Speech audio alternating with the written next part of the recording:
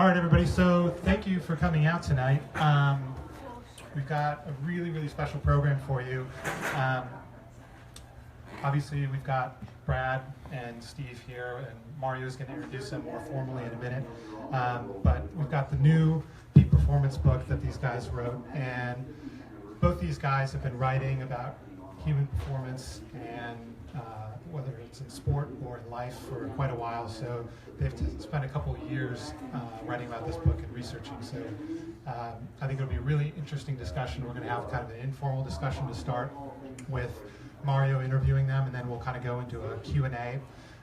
If you guys want to purchase the book, that's actually going to be for sale here tonight. These books are available for purchase, so just come up afterwards and we can help you out with that. So I'll hand it over to Mario. If you guys don't know who Mario is a running coach. He has a newsletter, which is the Daily Morning Shakeout, right? And also former editor of Competitor Magazine. So I'll turn it over to Mario. Thanks, Mike. Thank you all for coming out here tonight. Just want to introduce these two guys a little more in depth first. Can you hear me? Is that all right? Good? All right. The guitar solo's about to kick in. You want to wait for the guitar solo?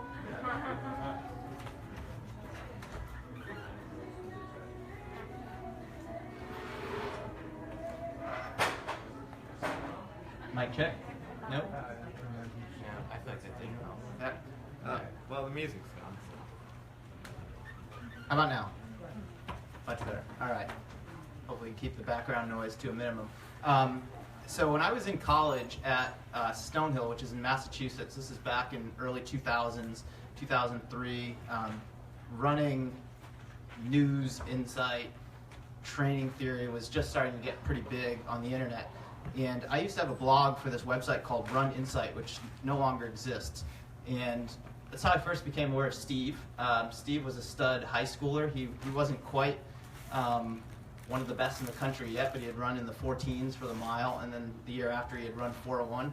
But Steve was a 16, 17-year-old kid writing about training theory and the science of running, and he was just a super nerd about it. And I thought it was kind of fascinating that, you know, here I am in college, and I'm learning from someone who's 16 years old, who was writing better stuff than a lot of other writers who are on the internet. And Steve and I don't know, we met probably a few years later. Corresponded pretty regularly since then. In my time at Competitor, I used him as a source for many articles. He wrote a column for us for quite a while, and you know, we've just kept in touch about training and what's going on in the sport over the years since then. And Brad first came on my radar probably 4 years ago or so when I was at Competitor. I think I may have given him one of his first paid writing assignments before anyone knew who Brad was, but you could tell Brad had a passion for writing and a real interest in human performance and research, and you know, sort of melding the personal stories of people along with the latest research. And it's not a surprise to me that he ended up writing a book about performance. And we've become friends. Brad lives here in the Bay Area. I moved here 3.5 years ago. So it's been fun to follow his career and see it take off here in the last few years. So how this will work here, I'm just going to start talking about the book. I was lucky enough to get an advanced copy of it. If you haven't read it yet, I suggest picking up a copy tonight. This theme of peak performance, you know, the way that they've approached it, it's not just for athletics, but as Mike said, it applies to life. It can apply to business, your career, just how to sustain it over a long period of time rather than trying to hit that, you know, that home run shot. So, you know, just on this idea of peak performance, I'll throw this to you guys. Where did the idea for this book come about? Like 2 years ago, Brad, you had sent me, you're like, hey, I want you to take a look at this detailed table of contents. How long before that had you guys been thinking about this, and where did the idea originate? So I guess I can start here. So Steve and I met probably about 3.5, maybe even 4 years ago. And it's actually kind of ironic. We met on Twitter, of all places. So I was following Steve's blog, found it really interesting. I think I emailed him, and we basically became pen pals. And over the course of, I don't know, like probably 6 months to a year, just exchanging emails and getting closer, but all, completely virtual. And eventually I interviewed him for a story at Outside, and that was our first phone conversation. It's almost like online dating, right? And we really hit it off. We had a great interview, and then after the interview, we continued to talk about various ideas. So our friendship blossomed, and then about 3 years ago, I started to have this idea for the book that is right here. And I had built enough trust in Steve where I felt fine sharing it with him. So I sent him a note, and I said, Steve, I'm thinking about writing a book. Here's what I'm thinking about including in it. Do you think that there's actually a there? And like 4 minutes later, Steve responded and said, well, actually, I'm thinking about writing the exact same book, and here's 45 pages of notes to prove it. So at that point, we quickly got on the phone, and our collaborative relationship escalated pretty quickly, and we decided that it made the most sense to team up and write the book together. In terms of the why, we kind of had parallel stories, but in completely separate fields. So I was always an athlete growing up, but never at the level that Steve was, that he'll tell you about in a second. I did perform really, really well, I guess you could say, like intellectually or from a business sense. So right after undergraduate school, I went to McKinsey & Company, which is known as like one of the top, if not the top, international consulting firm, and did well, but just completely worked myself into the ground. I'd say for about a year, I was like able to sustain the performance, but I guess even though my work performance was doing well, it became very clear that like the pace that I was working at wasn't going to be sustainable. I also had a short stint at the White House. I was probably 23 and a half, 24, and really for 2 years of my life, just 18-hour days, very little sleep, full-on intensity all the time. And I started to burn out. And I was fortunate to have the opportunity to go back to graduate school, and I decided to study public health, and that's when I first became interested in learning about not just how one can achieve peak performance, but is there a way to sustain performance, and are there trade-offs? Like, maybe we'll get into that later. Do you burn really bright or burn long, or is there a way to kind of do both? Steve had a very different but similar path that he could tell you about. Thanks. Yeah, so in terms of the whys, as Brad said, we had very similar stories, except mine was entirely in athletics. As a 18-year-old, as Mario mentioned, I ran a 4-minute, 1-second mile, which at that year was number 1 in the nation, number 6 all time for high school kids. So it was really, really good. But to get there as a high school 17, 18-year-old kid, I was running probably 17 miles a day. And that's in Houston, Texas, where it's not very nice to run. So I was really just training incredibly hard. And my talent was an ability to put in a lot of work, and just, that's all that mattered. I like to give the example as Brad was the intellectual back then. I was running, and if I did anything in class or read any book whatsoever, it was a miracle. Because it was just all focused on performance and athletics, and nothing else mattered. And, what I found is, I could do that for a while, but then after a while, my performance started to suffer. So my mile best is still that 4:01 as an 18-year-old kid. I didn't beat that in college or post-collegiate at all. And the reason for that is because at that point, I thought hard work is the answer to improve. So if this amount of hard work isn't going to work, then I'm going to go to this amount. And if that doesn't work, then I'm going to go to this amount. So this book kind of came out of that experience where I burned out completely and was just physically, mentally, emotionally wrecked.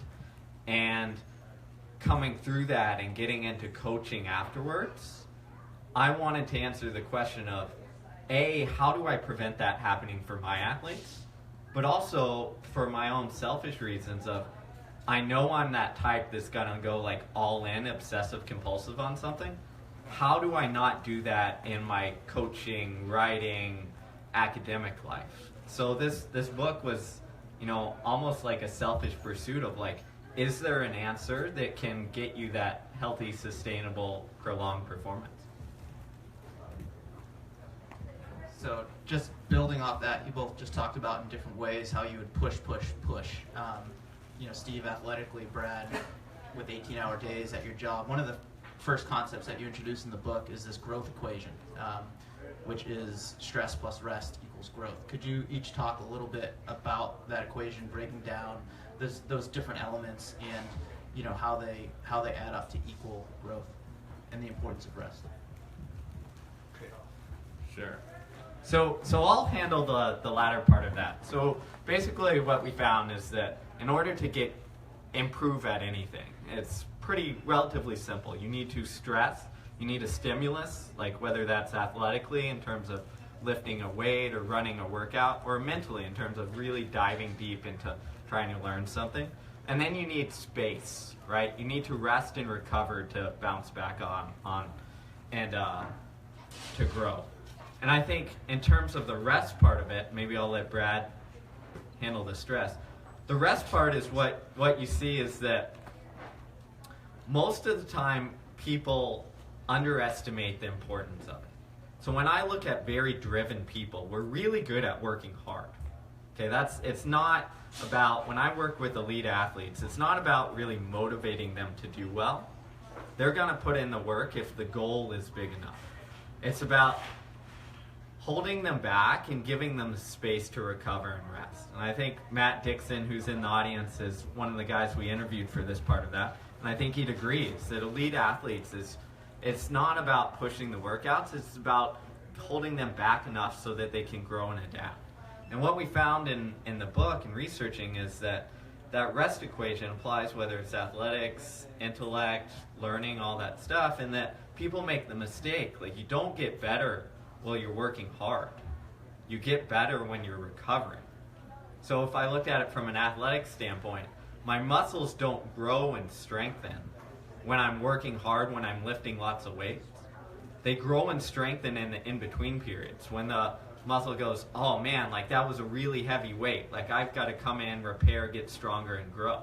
The mind works the same way. Like it doesn't process and like learn when you're really studying for that test. It kind of conceptualizes that and learns it when you're taking a step away, whether that's in sleeping or just, as we dictated in the book, like stepping away, going for a walk and or taking a shower, and you have that idea populate into your head. That's what rest does. So working backwards to the stress part of the equation, so you can rest all day, and if you don't have a stimulus to absorb and recover from, you're also not going to get better. So we use stress in the book almost as a biological term. So not stress like being in a fight with your significant other or worried about a performance review in work, but more so as some kind of stimulus. And like Steve said, the easiest example is you want to make your bicep muscle grow, and you pick up a weight, and that is the stress to your bicep muscle. And if the weight is way too heavy, you're not going to be able to lift it, you're going to quit, or you're going to try to lift it and throw out your back. You're going to injure yourself. If the weight is only a pound or two, you could sit there and do bicep curls all day, and your bicep muscle is not going to grow. It's not enough of a stimulus. So to get a muscle to grow, you have to find a stressor that is ever so slightly outside of your comfort zone and might even push you to failure if you do it enough. Hone in on that target and then step away and rest. So in exercise science, it's called periodization in endurance sports, or progressive overload in strength and conditioning. What's fascinating is what we found in the cognitive science and psychological research is that the mind grows very, very similarly. So whether you are trying to improve at math, whether you are trying to improve at music, even lots of entrepreneurs we spoke with about creativity. In order to kind of have psychological breakthrough, you have to take on projects, work that is outside of your comfort zone and basically have a stimulus to your mind to get it to grow.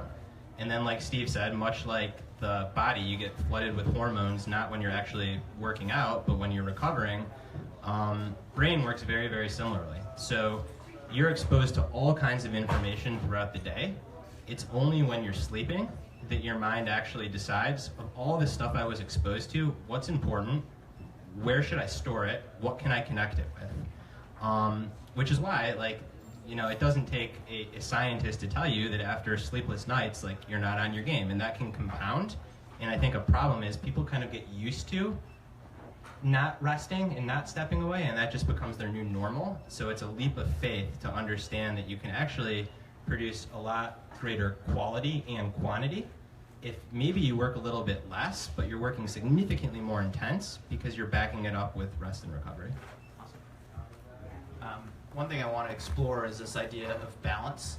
And we hear these conflicting narratives about balance, that the best performers, whether it's in athletics or whether they're breakthrough researchers or whatever the case may be, that the best ones are slightly unbalanced. They can't be balanced in order to achieve that level of success. But then you hear this conflicting narrative that in order to be happy and in order to do our best work, like we have to have other interests and balance this stuff out, and we can't be too far into any one thing, or that's just not good for us. Where do you guys fall on that, and what has the research shown in regards to this idea of balance?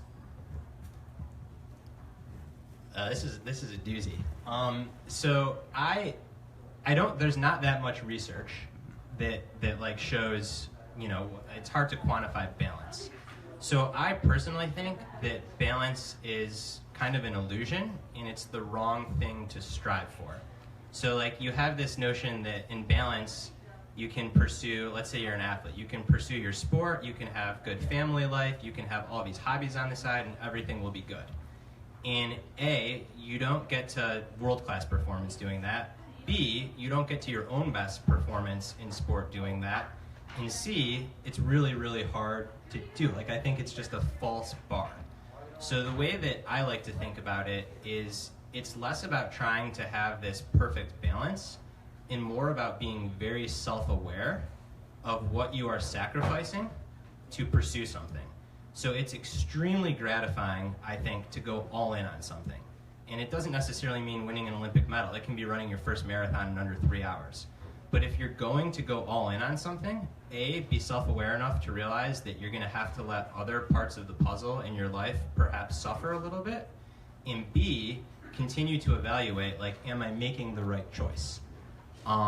Because I think where people get into a lot of trouble is they're all in on something, and then they just let the inertia kind of carry them forward, and then 20 years later, it's like, wow, did I really want to be spending my life just doing this one thing? Yeah, I think that's a good way to summarize it up. And I think another point that people miss is that they try to have everything balanced at every point in their life. And there's going to be times where you have to look at the trade-offs and you have to go like all in for a period of time. Like if I was to look at the last 2 or 3 weeks of our life right here, promoting this thing, like we are horribly unbalanced and neglecting things that we probably shouldn't neglect. But that's the trade-off that we're doing for like pushing this. But on the flip side of that, we're aware enough to realize that, and we're both saying like, okay, like once we get through this period, like throw the phone away, forget the social media, like I'm going on a vacation. Because like you can't keep, stealing from that and not pay it back. So sometimes it's about like intentionally going unbalanced and saying like for this period, I'm going all in, and that's okay as long as you know the trade-offs that you're going to suffer. I guess the only thing that I'd add is there's a danger of going all in. It's something that is also really important to be aware of, and that is like what's left when it's gone. So there is a lot of research that Olympic athletes really struggle with transition out of sport. And again, it's interesting to study the extremes, but there's also research that just regular people that work normal jobs struggle when they retire.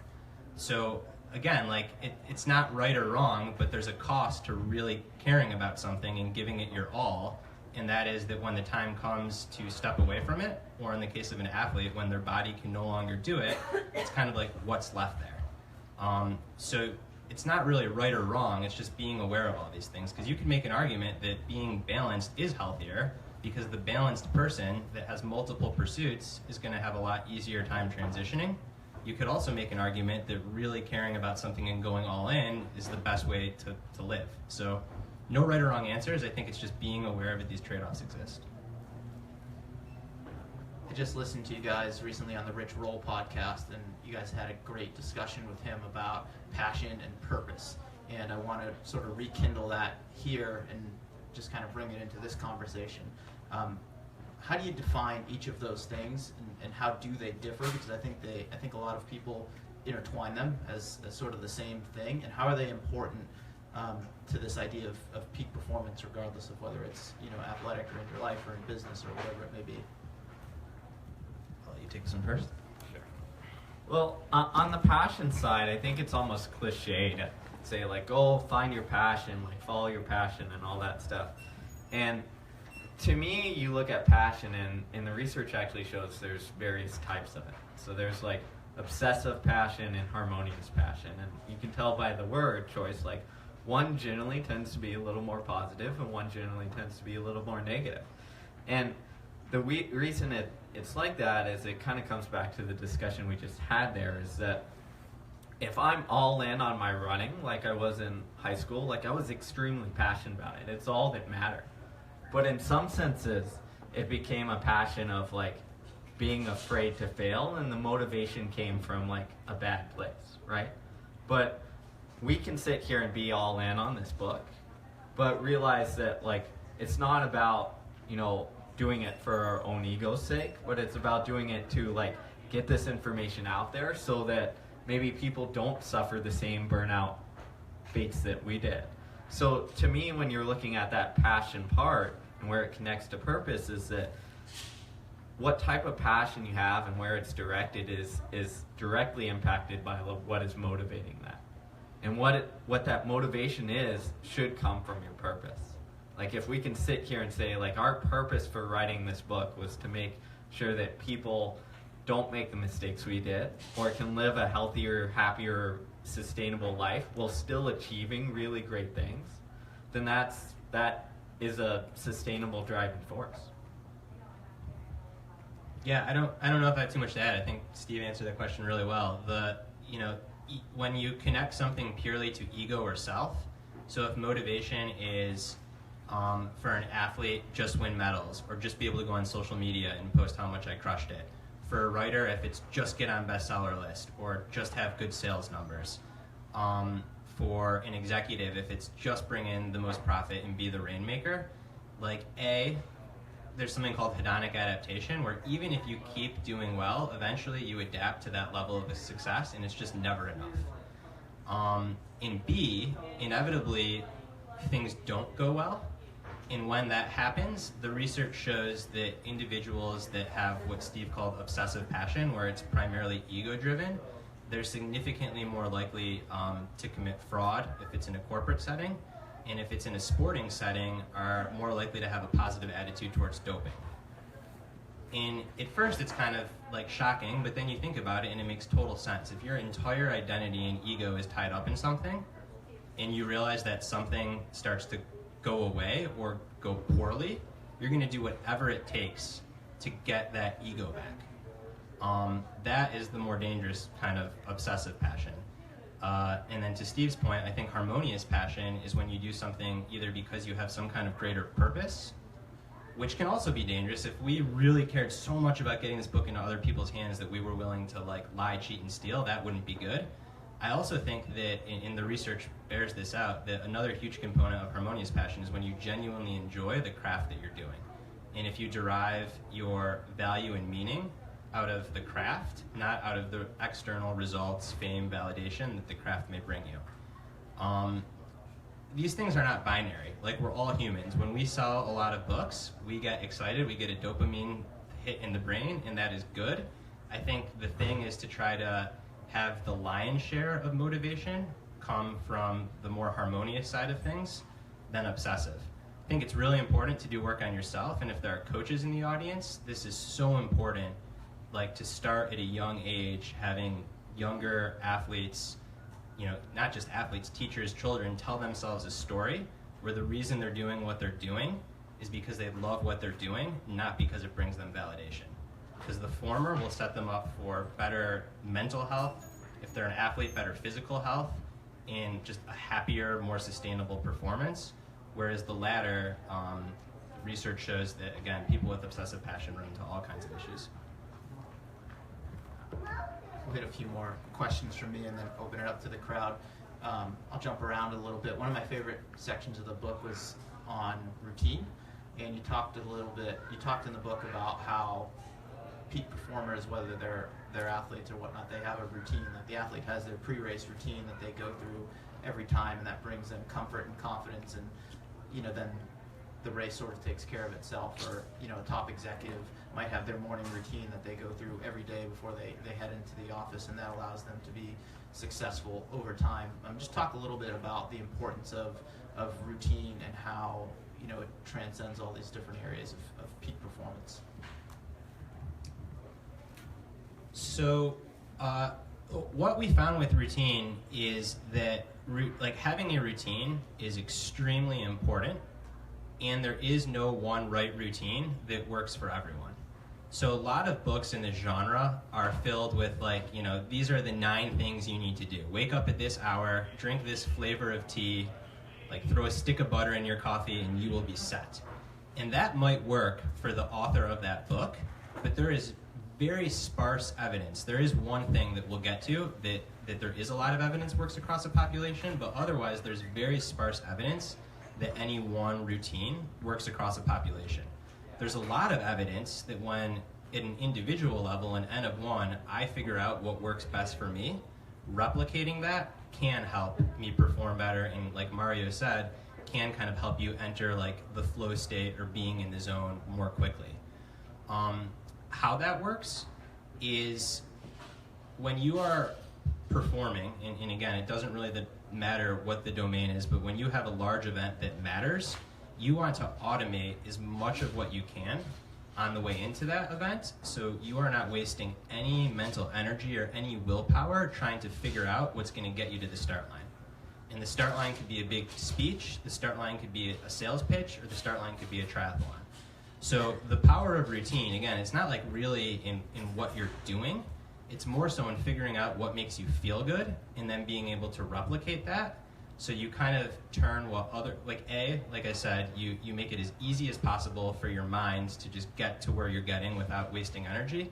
And then B, you turn what otherwise might be an uncomfortable, unpredictable situation, and it starts to feel a little bit predictable because you're going through the same routine to get there.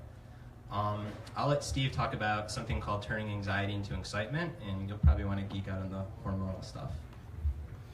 Love hormones.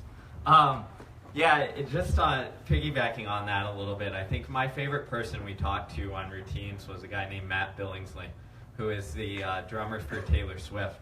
And it was interesting to me because, coming from a routine or background and coming from a coaching background, everyone warms up. We're all used to it. Go do your warm-up, and that becomes a routine to get ready to perform on race day. Well, we asked Matt, what do you do to prepare to get ready to play the drums in front of 50,000 screaming girls and some guys maybe, and he starts taking us through his routine, and he's like, well, I start with some arm swings and some arm circles, and then get my heart rate up a little bit, and then do some mobility stretching exercises, and then I'm ready to go on stage and play the drums. And the funny thing to me is I'm sitting there listening to him, and I'm like, that's how you get ready for a race or an athletic performance. And he's like, yeah, it's the same thing. I'm getting my body primed, and then also I use that to get my mind primed. And I was like, we were both on the phone you didn't drum to get ready. He's like, yeah, no, I know how to drum. I don't need to do that. That's ingrained from years of practice. What I need to do is get my mind and body right. And I think that simple message really hit home for me, is that it's he figured out a way to get where he needed, the space he needed to be on to perform. And when we talked to another expert, a good friend who was a coach for the U.S. Olympic women's field hockey team, and he took a little scientific background where he said, all right, I need to get my female players ready for the Olympic Games and ready for a match. And he looked at all these things that determine performance. And he found that leading into a game, if he could get them briefly to have increased testosterone levels, right, which is a anabolic hormone that's good, gets you ready to play hard, and then decrease cortisol, which is the stress hormone, causes you a little anxiety a little bit. Said if I can get that ratio where it's increased testosterone, decreased cortisol, the players statistically play better. So he started messing around with all their routines and said, like, well, what if I have these guys, do like a longer distance warm-up, and these guys do a sprint warm-up, and, maybe this team right here, these players will practice scoring goals, and these will practice preventing the shots from going in the net into the goal. And he did all these things and measured the hormones around it. And the funny thing, I asked, okay, what worked? He said, it's very simple. Do what you like. And the hormones followed. And what he meant by that is when he had forwards who were used to trying to score goals, when he had them during their pre-game warm-up, practice shooting and scoring goals, their testosterone went up. When he had them practice defending shots, something that they never do in a game, no hormone spike, right? And their performance suffered. So it's a very simple and profound lesson to me that said, it's not about, as Brad mentioned, it's not about finding some magic cure or some magic way to get in some special zone. It's about figuring out what's best for you. And what's best for you is generally doing something that you like that gets you in the right space mentally and physically. Yeah. So the one other thing that we found that I just think was a very interesting pearl from research is I said there are a few things that do tend to work well across a population.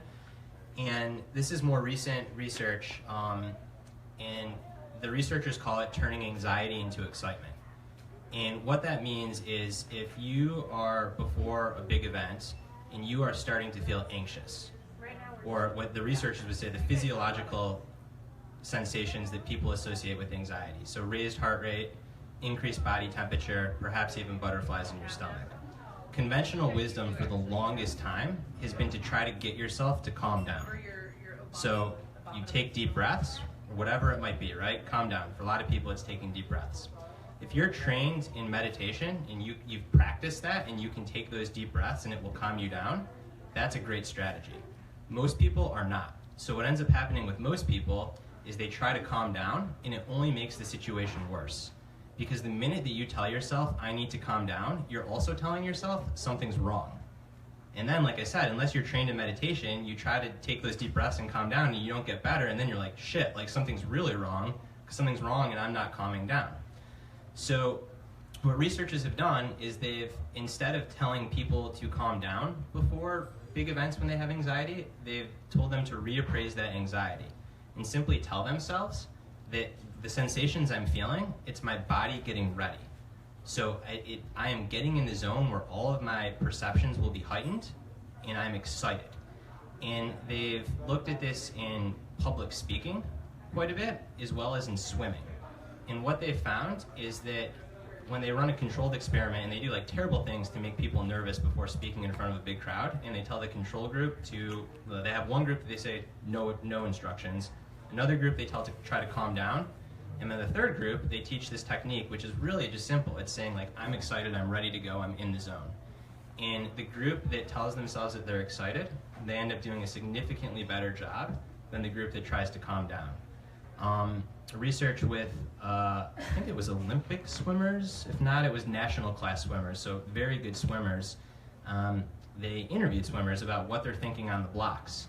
And what they found is that those swimmers, it's not that elite great swimmers don't get anxious. They hate that feeling of being on the blocks because they know how much pain they're about to be in for between 100 and 400 meters. But what they do is they're able to take what they're feeling and channel it towards the task at hand, where a lot of sub-elite swimmers are those that didn't have good careers in swimming or were champions of training and trained really well but didn't race well. When they're on the blocks, they're trying to get themselves to calm down, and it's not working. That's something that I've adopted. I've gotten better at public speaking doing this, but I still don't love being up here in front of all of you. I love having you guys here, but I don't love public speaking. I used to get a little nervous and try to calm down. Now before I get on the stage, I just tell myself all right, I'm ready to go. Racing heart rate, good, I'm in the zone. Awesome. Last question from me. Obviously, you guys noticed a lot of commonalities throughout these different fields that sort of tied peak performance together. But in your research for the book, what was probably the most surprising thing that you came across that you found to be consistent across all different fields as it relates to peak performance? It's a good question. I would say the most surprising thing is I remember we were actually here, like doing research for it, and we visited Google's offshoot of their meditation center. And I'd never meditated in my life or anything like that, and just kind of saw it as like, oh, like I go for runs, like I'm in my head enough, that's good. And we're sitting there, and the guy explaining it is going through it and explaining things, and all of a sudden he gets to the point is meditation is like having a stimulus hit and then giving yourself space to react. It's like almost like you're giving yourself space to like have a choice to choose whether to have this emotional reaction or to like talk yourself out of it and not react to it. And once he said that, I had this like light bulb moment in my head, and I was like, oh my gosh, that's amazing. Because what I teach as a coach is when you're running or you're training really hard, you're in the middle of a race, maybe mile 20 of the marathon where you still have 6 more to go and it's really tough, is it's not about like gritting your teeth and digging down and trying to force your way through it. It's about accepting that pain and having what we call like a calm conversation with yourself. So instead of like saying, oh my gosh, I'm hurting really bad and I have such a far way to go, and then you have this emotional freak out, it's about having a calm conversation to like accept the pain, deal with it, and then do your best to get through it. And what was interesting is hearing that meditation was very similar, and then hearing the research behind it, which also tied into running, is that there was this one interesting study that took a bunch of expert meditators who were Buddhist monks and then novices who had never had. And they sat there in the lab and they essentially like shocked and caused pain to the individuals. And they had fMRI to measure, like look at the brain activity inside. And both groups, right, had like the area that was related to the initial sensation of pain, like lit up, same level, both really high. But in the expert meditators, the emotional reactivity to the pain, that area didn't light up very much. And the novices through the roof. And I would bet, although they haven't done the exact research, they've done similar stuff, I would bet if you looked at elite athletes of any level or elite endurance athletes, you'd have that same reaction. So I think the point of this little story is that it's really interesting when you can connect things from very far off fields and bring them back into your own. And I think that is probably the overarching message of our book, is that a lot of times we get stuck in these silos and you think like, oh, I'm only trying to improve my mile time, so I'm only gonna focus on this running stuff, or I'm only trying to get better at sales for my job, so I'm only gonna read and understand stuff around that. And I think real true breakthroughs come when you look across other fields and make those connections back.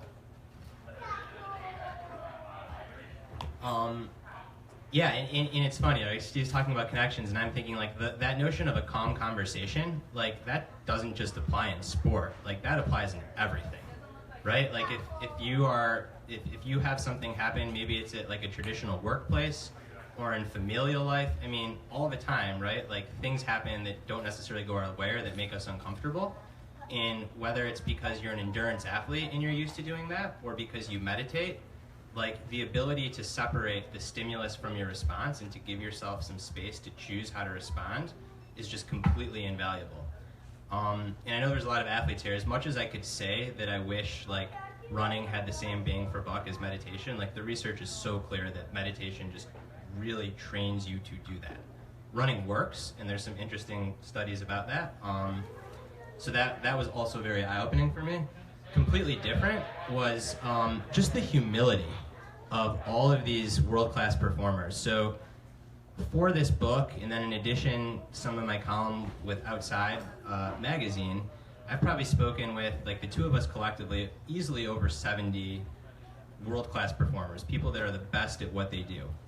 And without fail, in probably 65 of these 70 interviews, I either need to schedule follow-up time or the call runs over because the person on the other end of the phone is familiar with this book, and they are asking us all like tons of questions.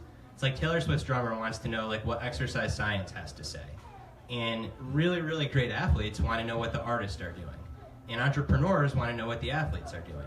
So many phone conversations, we're calling people and we're going on mute for a second and looking at each other, or we're in the room like literally like get him to tell us about what he does or what she does. It's like we're calling you to interview you because you're the best at what you do.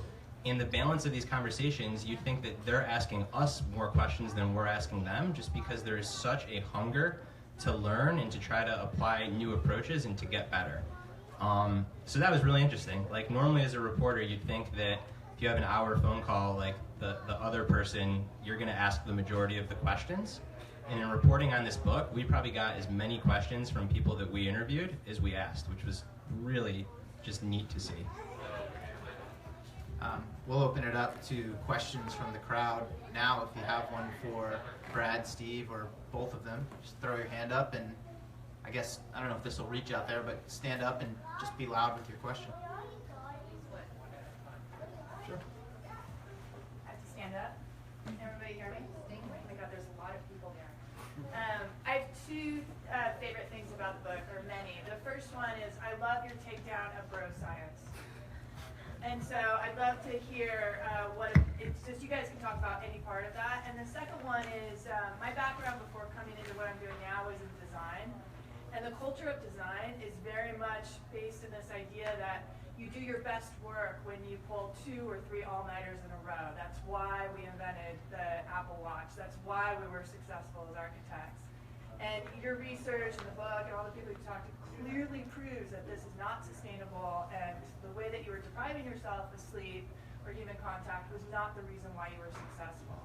But changing that culture and changing those beliefs, I'm just curious, how do you see that happening, or do you see that happening? Because it seems like no amount of common sense or science or literature is shifting that culture from what I can tell.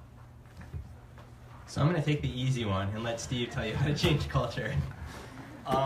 All right, so bro science, for those of you that aren't familiar, a lot of books in this genre, they're authored by someone that has like all of these like magical hacks or elixirs, and if you just do this, you're going to crush it. And you ask them how they know, and it's, oh, because I did it. So their studies are like N of 1. And what's really appealing about these books is they give you 9 things to do. And they tell you, do these 9 things, and you're going to crush it. And the reason that there's this enormous genre, and it's not all self-help books, but the reason there are so many self-help books is because those 9 things invariably fail. Because there are no silver bullets. If there were, there wouldn't be many books. Everyone would be doing those things. So this book, like if you are looking for a quick fix, or literally like that turn anxiety into excitement is probably the only plug and play in this book. So it's much more of an operating system and concepts and frameworks that you have to work at and practice and get better at. So it would be significantly easier to say, drink this tea with this kind of mushroom in it, and you will be great like me. It's a lot harder to say, I'm probably shooting 60% on the concepts in this book, because it's really hard to cultivate these practices and stick with them consistently. But all the research shows that like the magic is in these practices, not the mushroom tea. So that's the takedown of bro science. Now, Steve, on how we're going to change the culture. Thanks, Brad. Appreciate that one. That's an impossible question to answer. And I would say a couple things is that facts don't change behavior. And a lot of times it's like the temptation is to just be like, oh, like science says this, or like this proves this in terms of like, look at this successful person, look at this successful person. That doesn't change people's minds. If you look at our current climate, I think that's pretty clear. So, when I look at changing culture, there's essentially one thing that you have to do is you have to change, you have to get an entire group to change the story. What does that mean? That means the story right now is to be successful, I have to do A, B, and C. And that includes all-nighters, working until death, all of that stuff. And you have to change that conversation and story to include, no, that leads to burnout, blah, blah, blah, et cetera, et cetera. And I think in order to do that, you have to start having examples in an overwhelming mass of people to like slowly adopt that culture and then do really well. Because what you see example in the athletic field, and I think again, coach back there, Matt Dixon, would agree, is that for a while, and especially in the really long endurance sports, is it was like grind away until you have nothing left. Well, once people started to like listen and scale back maybe a little bit and add more space into it, if they start getting beat by these different people, then all of a sudden they're going like, oh, what's that guy doing? What's that lady doing? What is he doing? And eventually you get like a critical mass to kind of accept that if I want to get on this performance train, then I need to start listening and change my ways to do that. And you're always going to have like the old guard that is like, no, the way to do it is to, bash my head against the wall every day. But if you get enough critical mass that has that shows results, eventually the culture kind of shifts. Next question. Steve, I was just wondering if you have your athletes meditate. That is a good question. So I inform them of the benefits and then go through how it relates. But again, I work with a lot of everything from like 18 to probably 32-year-olds, maybe 34 is the oldest pro I have. And sometimes, especially with the younger ones, it's hard to get them to like buy in because there's this idea of like what meditation is and what it, what that means. And a lot of times in like the culture, in the endurance world culture, it's not like accepted or not like seen. So what I try and do is almost like sneak it in there. So what I mean by that, well, first off, I give the benefits and tell them why they should do it and all that stuff. But then we'll have like sessions where we sit there and be like, all right, we're going to practice like being alone in our head. What does that mean? Well, everyone's going to like close their eyes, be quiet, and you just got to deal with whatever thought is going to be in your head. And then like some of them will accept that and stuff. And then we move towards like doing things like, all right, connecting it to how they're racing or connecting it to practice. So I'll throw someone in an ice bath, not for like the benefits of the ice bath, but because it really sucks to go in there and you get this like, your reaction is to have this strong emotional like, oh my gosh, this sucks, I want to jump out. And what you're doing there is I'm telling them like, the point of this is like mental and psychological, is like, when you have that reaction, like notice what you're thinking and then figure out how to work through that, accept it, and deal with it. And is it meditation? No. But it's still like getting people to be aware of like the thoughts that come through their head and then how they respond and to react. And I think that is probably, in terms of performance athletics side, it's a large portion of it. And you hope that once they see that translate, they come back and are like, so that meditation thing you talked about, like how do we do that? And then you got them bought in and they'll do it. Next question.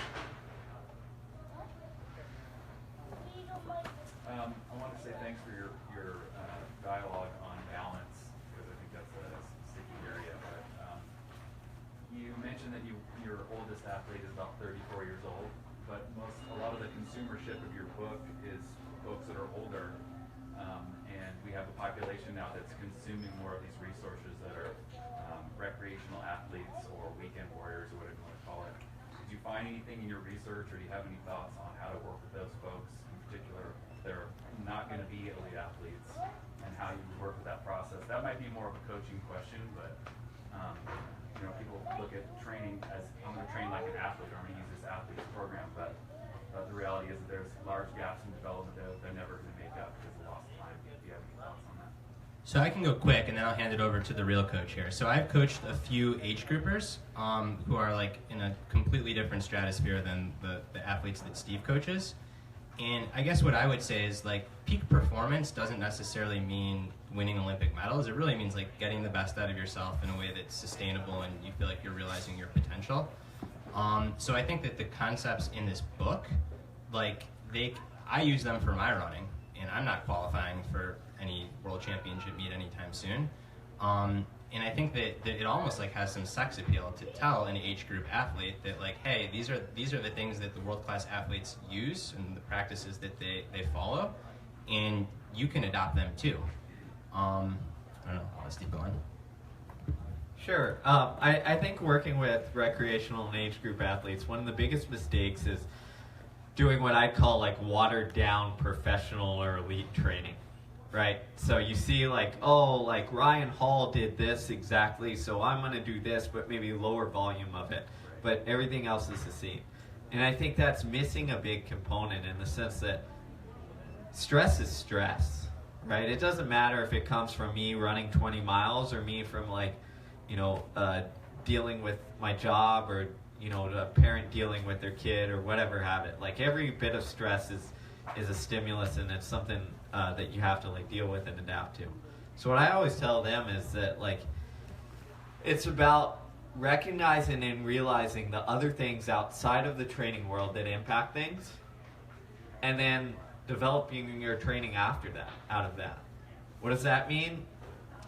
It means that like you might have to modify loads a lot more than I would as coaching someone who only runs, right? You might have to push things back and say, well, I have a 20-mile long run on my schedule, but I just had a crazy work week, didn't get much sleep, and like I'm already starting fatigued. So to reach the same amount of fatigue that I thought I was going to get, I might only have to run 15. And it's about accepting and acknowledging when to do that, and not being the person who is like OCD about it and saying like, it says this on the schedule, I'm going to do that. On the elite side, like we modify and adjust things a lot, but it's a lot easier to predict like how they will respond, because all they're doing is like getting up, running, working out, taking a nap, doing it again, and like the outside variables aren't there. So even with my own running, like I build a lot more flexibility into it now, where I, instead of having like hard and fast guidelines, I give myself flexibility.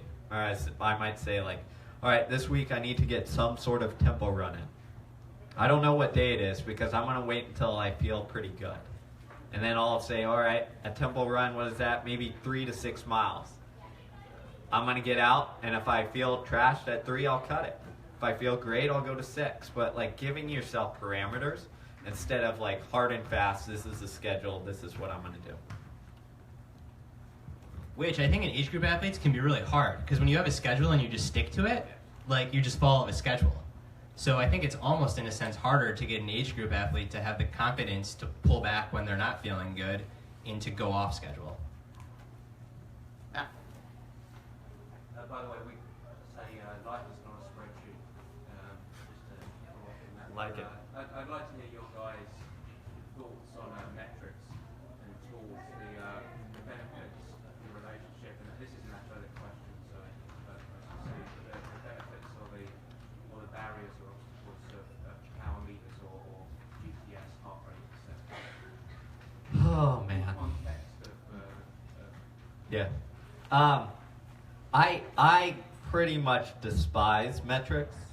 So if you look at my watch right here, it's a nice like Timex one that isn't a GPS. And here's the reason. I'm like a science geek, man. I love that stuff, like in that world. Like I will geek out on numbers a lot.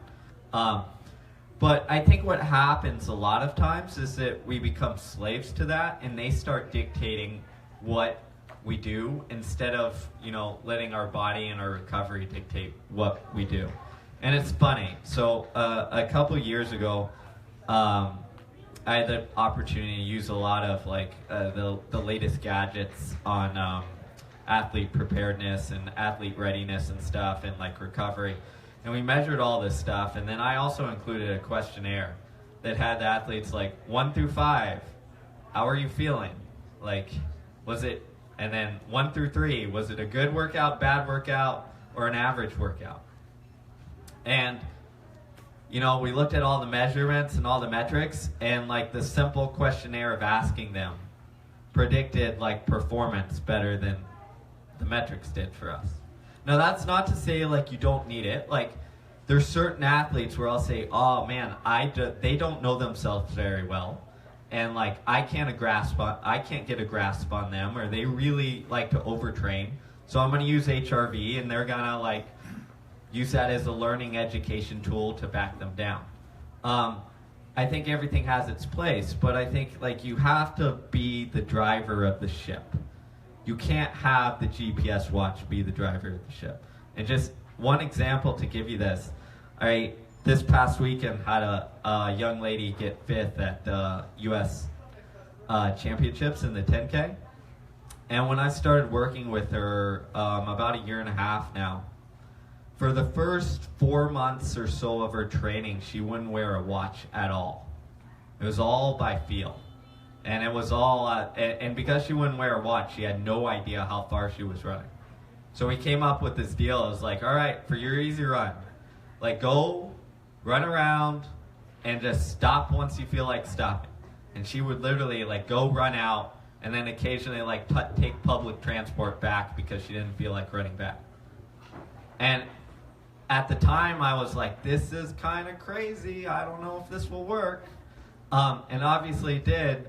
But what it made me realize is that for her, she was developing the skill and ability to read her body.